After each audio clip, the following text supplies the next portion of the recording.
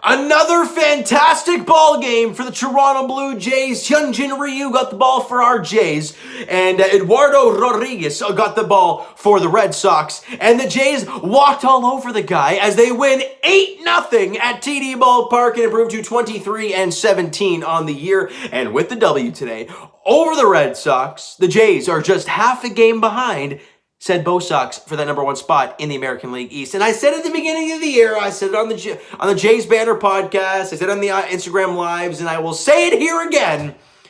The Red Sox pitching staff is not good enough to win the AL East. Nick Pivetta has had a great start to their year. That's great. Do you expect him to keep that up the entire season? Probably not.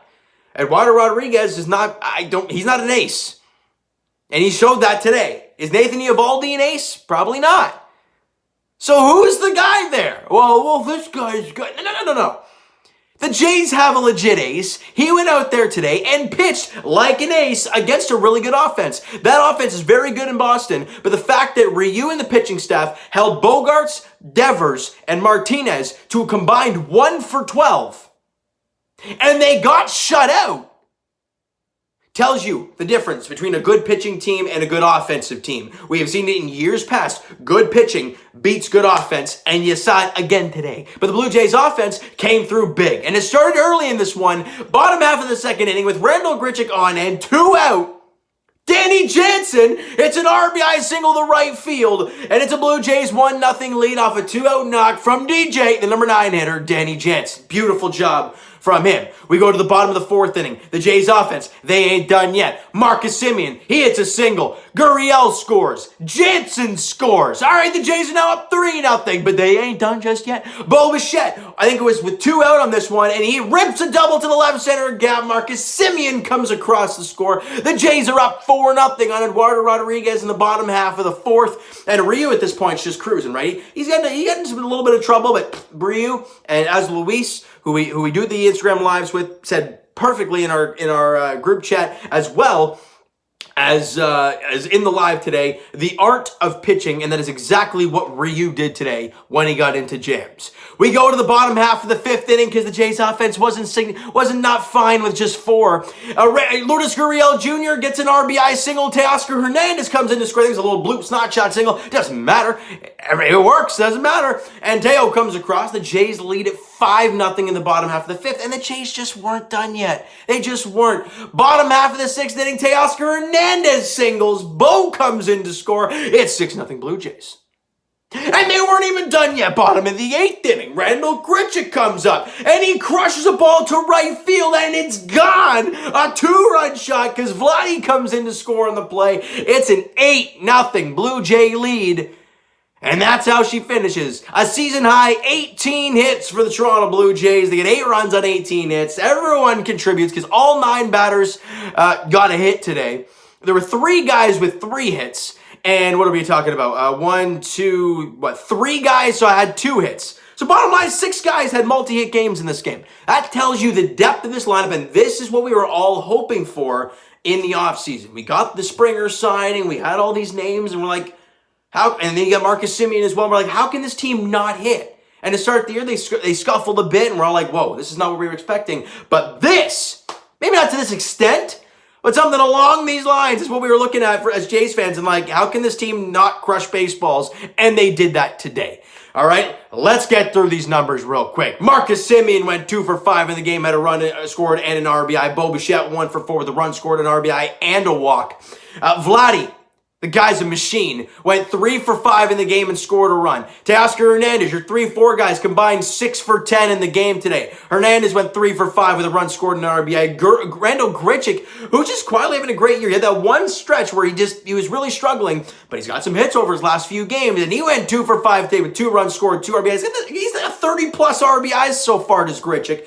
And he had the 2-run shot, of course. And Lourdes Gurriel Jr., very quietly getting red hot for this Blue Jays team. He went 3 for 5 today with a run scored and an RBI. A couple hard hit balls, bloopers. But when you're starting to feel good, those type of hits, they fall. All right, and he went 3 for 5 again today. And Danny Jansen coming into the game hitting a $123, which seems good considering the way he started the year. He went 2 for 3 in the game today with an RBI and a run scored and started the train there in that second inning with the RBI single. And then Santiago Espinal went 1 for 4. And who was the other guy who got a hit? Who do I not have written down here? 1, 2, 3, 4, 5, 6. Son of a... I don't know who it is. Who did I miss? Bo Bichette. No, I got him there. Either way, you guys can let me know which one I missed in the comments below. You know, there was one player that went 1 for 4 in the game today that I didn't write down. But Espinal was one of those. And everyone just found a way to make an impact today. And that's what you love to see. Now let's get to something that's not really talked about a whole lot when your team scores 8 runs on 18 hits. The pitching staff. Hyunjin Ryu, he's an absolute master. Like I mentioned, early on in the ball game, ran into a couple little problems, but found ways to get out of it. Went 7 innings, allowed 4 hits, 7 strikeouts, and did not walk a single batter. And people are going to be like, what do you mean the arts of pitching? What do you mean the art of pitching that I mentioned earlier? Well, if you guys know probably the last inning that he struggled in, and it was a full count on Rafael Devers, and he threw him an off-speed pitch down and away. It was going to be definitely a ball, but Devers reaches for it and pops it up in the infield. That was huge because there was a guy at third with less than 2 out, and that's a really good hitter at the plate. The art of pitching. Pitching backwards to what the batter's actually going to think. And he is masterful at that. I will say it till the cows come home. Throwing 99, throwing 100 is sexy. But throwing 90, like Ryu does, and throwing 7 shutout innings, that's just beautiful. And that's what we saw today. Travis Bergen went out there in the top half of the 8th. He went 2/3 inning, allowed 1 hit, 1 walk, and a strikeout. Why the heck they had to bring out Tyler Chatwood to face one guy, JD Martinez, I don't understand. Look, I get it. JD Martinez having a great year, arguably their best power hitter. There were 2 on at the time. Could have made it a 6-3 game if he hit a home run off of Bergen. That's great. But even if he did, you know, you still have the tying run in the dugout, which I'm not really sure why you even had to throw Tyler Chatwood out there for one guy, but he did. He got Martinez, and it's the way she goes. And you know what happened in the top half of the 9th inning? We saw Rafael Dolis. Great to see him out there, no matter how slow he seems to work on the mound. He finds a way to get the job done. Great to see him back out there. 1 inning, he allowed 1 walk and 3 strikeouts in that outing for him. I think he allowed a hit or another walk. I don't know. Either way, he struck out the side and found a way to finish off this ball game. Great to see him back out there, because that's another back end of the bullpen piece. At some point, he'll get back there. Just need to get some work in today. But great to see him back out there, and he'll get to the back end of the bullpen there with Romano very, very soon. All right, guys. The next game for the Toronto Blue Jays, game 2 of the 3-game set against these Red Sox, goes tomorrow night, 7:37 first pitch there at TD Ballpark, game 2 of the 3-game set, as the Blue Jays, they look to jump the Red Sox for the top spot in the American League East with a W tomorrow. Oh yeah. Ross Stripling's on the mound for the Blue Jays. Garrett Richards is on the mound for the Red Sox. Last time Garrett Richards faced the Toronto Blue Jays, we absolutely lit him up like a lantern. Dink. And that's what happened there, and I'm hoping it happens again tomorrow. But we're not quite sure what we're going to get from Ross Stripling. You never know what you're going to get from him. He was great in his last outing, but we don't know what we're going to see here tomorrow night. All right, and that leads to my next question for you guys, and this is for you in the comments below. As a non-biased Jays fan, and as an analyst watching these games, which obviously we're all fans, we're not analysts, but what do you do with a guy like Alek Manoah? And I got a really crazy stat for you guys before I wrap this thing up. Alek Manoah has thrown 12 innings in AAA Buffalo. Before this year, he had never even thrown a ball at A ball. He threw it at Vancouver, which is short season A, which is even lower than Lansing A ball when they were with the Blue Jays. But his impressive spring training, his 12 innings in Buffalo's season this year, where he's done 12 innings, allowed 3 hits, walked 2, and struck out 17, and hasn't allowed a run, and somehow has hit 4 batters. I thought it was a crazy stat that I wanted to bring up. 4 hit batters, he's walked 2 and allowed 3 hits. Really weird stat. 17 strikeouts, batting average of 0.81 against him. Like, he's just flat out dominating these pitchers, these guys that he's seeing in only 2 starts, though. As I mentioned, he's never pitched an A ball, the little bit in the spring training, and then the 2 starts in Buffalo so far. When do you think the Blue Jays get to the point where they're like, okay, maybe we should give this guy a chance in the big leagues? Because I don't know. We've seen what we got from Pearson when they don't give him a lot of leeway there in AAA. But there's going to come a time where you can't teach him anymore at the minor league level.